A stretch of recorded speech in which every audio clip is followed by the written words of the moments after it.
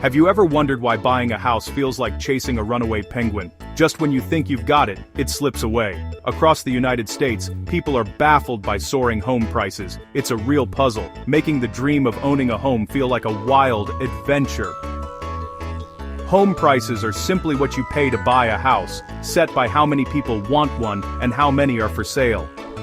When lots of people want to buy but there aren't many houses, prices shoot up, like the last crumpet at tea time.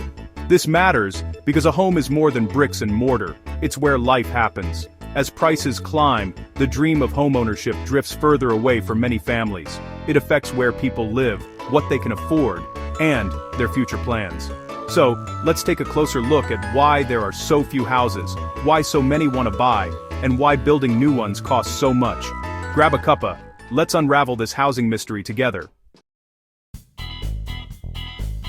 One big reason for high prices: there just aren't enough houses for everyone.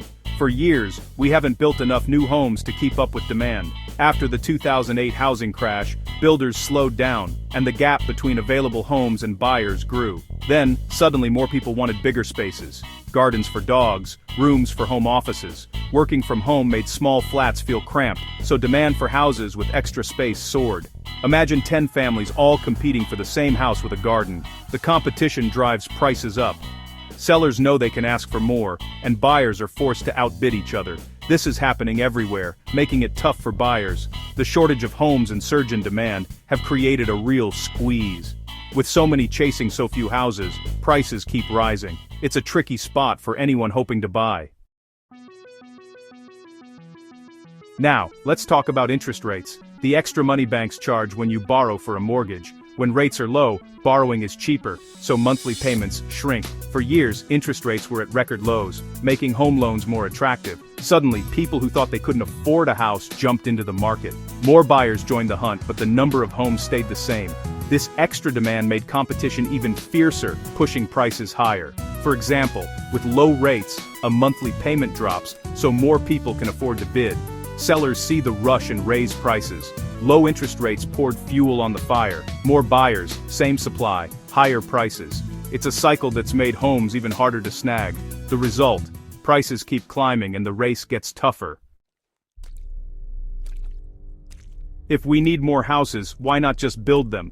Well, it's gotten very expensive. The cost of materials, wood, steel, copper, has soared, making construction pricier than ever. Builders pass these costs on to buyers, raising the price of new homes. There's also a shortage of skilled workers, so wages go up, adding to the expense.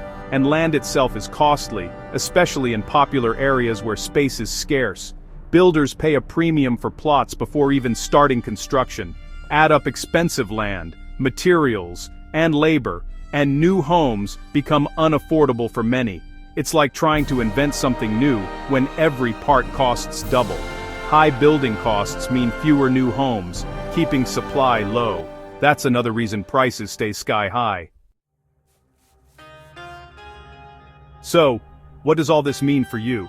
For many, buying a home feels out of reach. Young families and first-time buyers face prices that seem impossible. Saving for a down payment is tough. By the time you have enough, prices have jumped again. Today, buying a house is a frantic race, with buyers outbidding each other and skipping inspections just to win.